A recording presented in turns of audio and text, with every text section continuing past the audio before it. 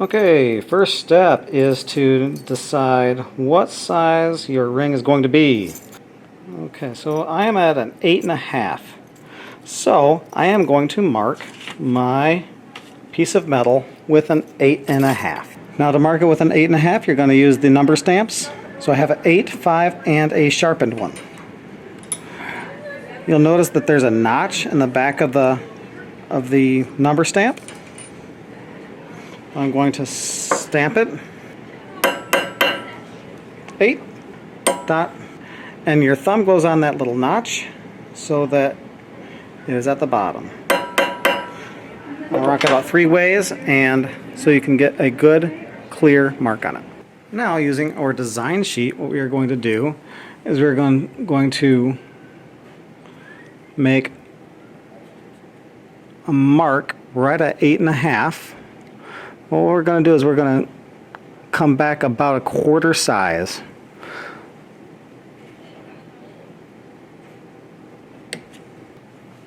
Now we're going to use our mark and we're going to cut just on the outside of that line. And we're going to true up the other side. Our next step is to file this completely flat so that it can match up really well. So I am going to hold it straight up and down like this and use my file.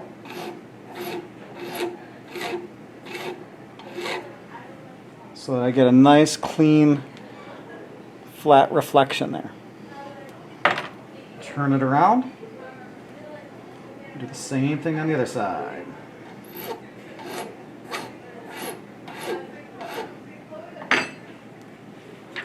We're going to double check our size. And it is right at 8 1/4. So, being 8 1/4 means that after we solder this together and we round it out on the mandrel, it will most likely bump up 1/4 size. Or a 600 grit. So I clean that really well. Turn it over.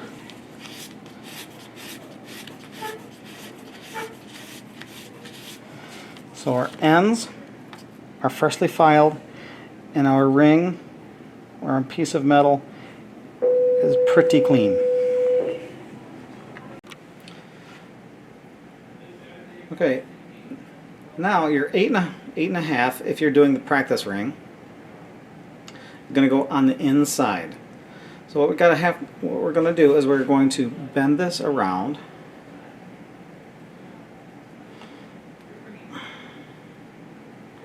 and try to get these two ends to line up exactly perfect.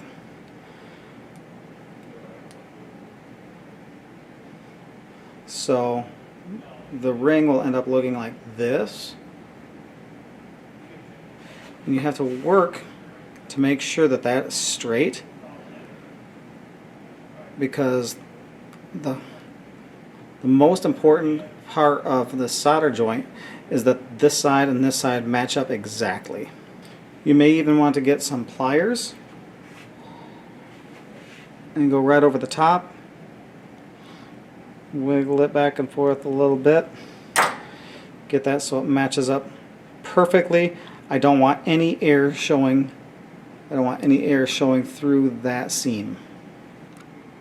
Check for gaps by holding it up to the light. You might see a tiniest little gap. You want to be touching all the way across. Okay, now it's time to solder it. We have our ring.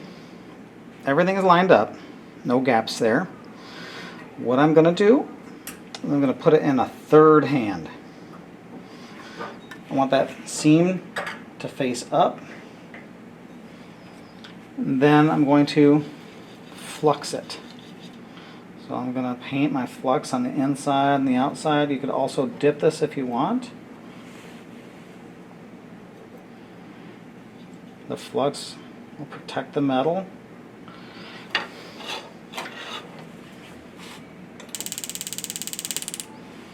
Sure to light it so it burns off all of the alcohol.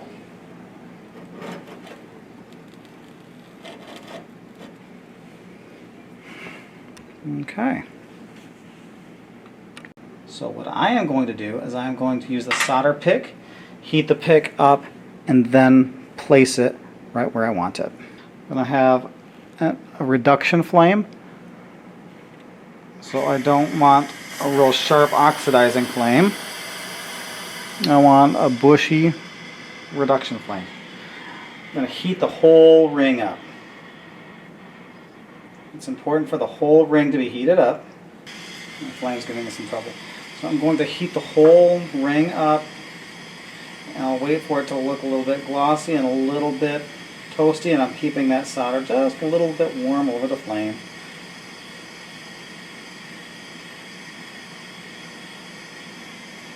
As soon as that solder is ready to, as soon as the metal is ready for the solder to flow, that's when I'm going to put the solder there. And you see how I'm kind of heating both sides. Okay, it's getting a little toasty.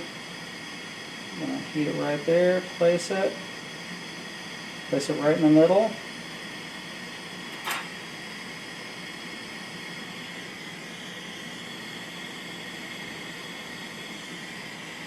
I wanted to jump over to one side, and I'm going to heat the bottom so it comes through the seam.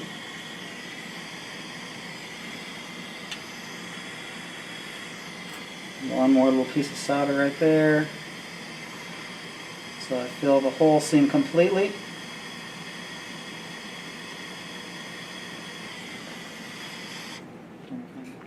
We know we have a good seam when we can see the solder flows through the bottom. And the top, I'm not going to worry about the puddle on the top. It was a little bit too much solder, but I wanted to make sure I filled that one last little gap there, because this can come off. Now you put it in the pickle. Make sure to put it under the water, then drop it. Okay, taking out of the pickle. You see it's pretty shiny. Now we're ready to shape it into a perfect circle. For this you need your ring mandrel and a rawhide mallet. We're going to change this shape right there into a perfect circle by pressing this down on the ring mandrel. That. A little bit of a downward stroke on our mandrel.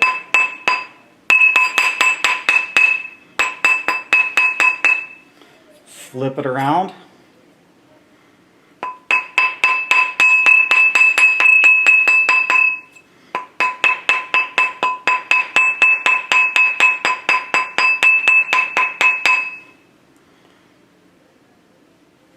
Like that.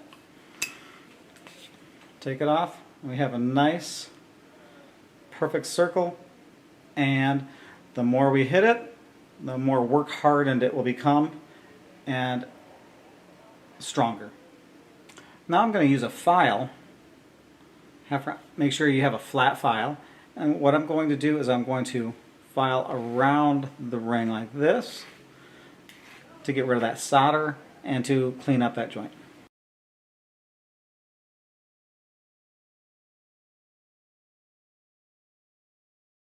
Next I'm going to clean up the edges so that it has a nice, if my two ends didn't quite meet, what I can do is I can file it across, and that will just help true up the ring.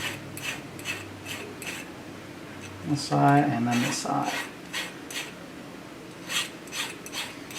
Helps to sometimes have a little bit bigger file for this, because then you can notice how I'm rotating my ring.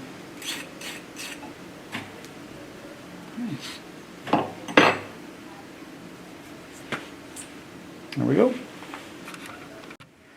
To clean up the inside of the ring in our classroom, what we're going to do is we're going to use this inside ring sander, or mandrel sander. Just put a piece of tape on the outside edge. and the wood on the inside will help stabilize that. We turn this on. And then on our seam,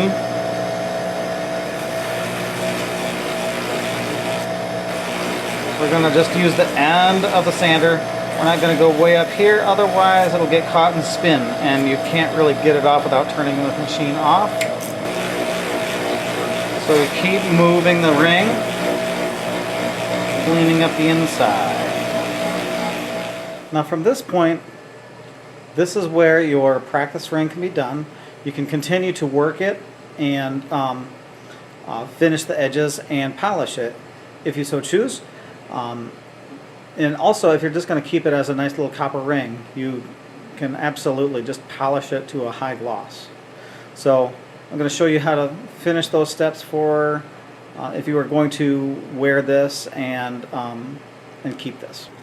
You can clean up those edges by rubbing it on a piece of sandpaper, and just like our other projects, you can do the number 1 or the number 2 first, then the number 3.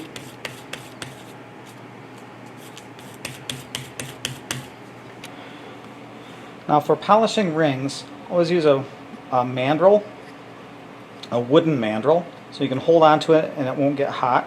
Do not use a metal mandrel. So here we're just going to, just like any other metal project, we're going to go on fast.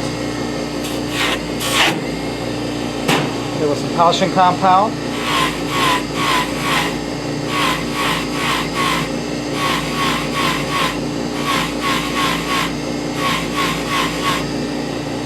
Polishing down like this so that if I polish this way, it will just kick the ring off.